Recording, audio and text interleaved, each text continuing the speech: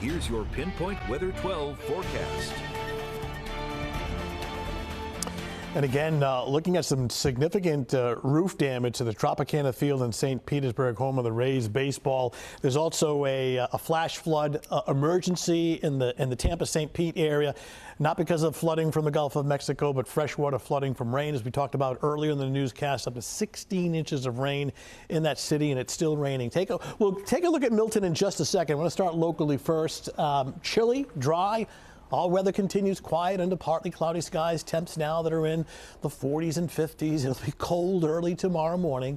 It's already down to 46 in Coventry, 49 Providence, looking at 47 in New Bedford. In fact, all areas now in the 40s. It'll continue to drop during the overnight tomorrow morning. Definite chill in the air. Got a couple of isolated showers passing through to our north. One or two may sneak in during the overnight, but it's mainly dry. Got a weak weather system that's passing through right now, but better part of the area looks dry. Take a look at the satellite photo. Now, this is an infrared satellite imagery, so we have color with the cloud cover. The purple indicating where the torrential rain and wind is located. Still getting hurricane force winds now, but a Category 2 hurricane.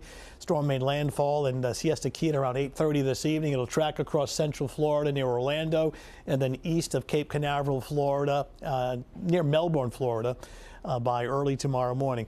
Such a tremendous amount of rain circulating around the center of the storm, but the rain extends all the way to the East Coast.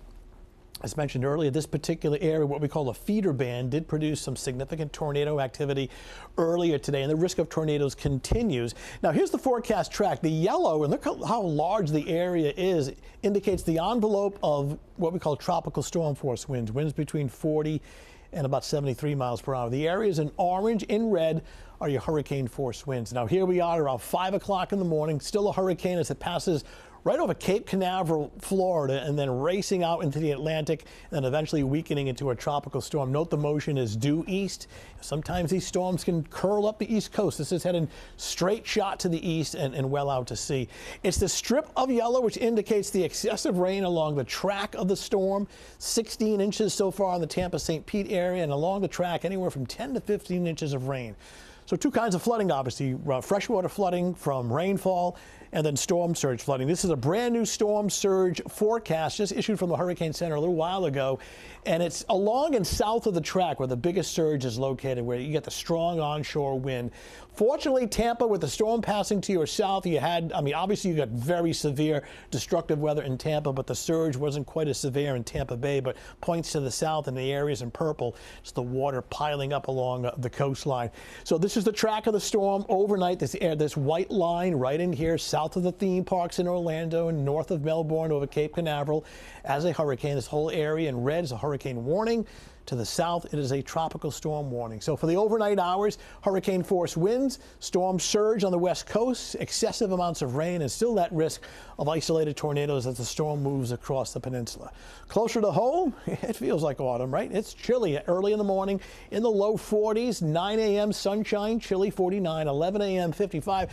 It's a nice day. It's dry in terms of sunshine, but it's very cool. We're going to struggle to get to 60. If we hit 60, it may be for like an hour and then cooling back into the upper 50s, but otherwise dry. And that's the trend really now through at least Saturday. The next couple of nights are cold. Make the most of Saturday. Look at that. We go from 71 Saturday to 61, cooler on Sunday with increasing clouds. Right now, we're holding off the rain on Sunday or the showers on Sunday until Sunday night, and then ending early on Columbus Day Monday morning, drying out Monday afternoon with temperatures in the lower 60s. So we're pretty quiet over the next several days. In the meantime, Milton continues to pound Florida overnight, early tomorrow morning. I think some of the most shocking videos we're seeing from Florida are all the tornadoes. I mean, 16 to 19, I think we're hearing touchdown. And what's unusual is that, well, first of all, tornadoes are common in landfalling hurricanes, but the strength of these and the size of them was pretty rare. You'll see some of the video tomorrow as daylight comes, some of the destruction from those storms. Yeah. All right, Tony, thank you. Coming up next in sports.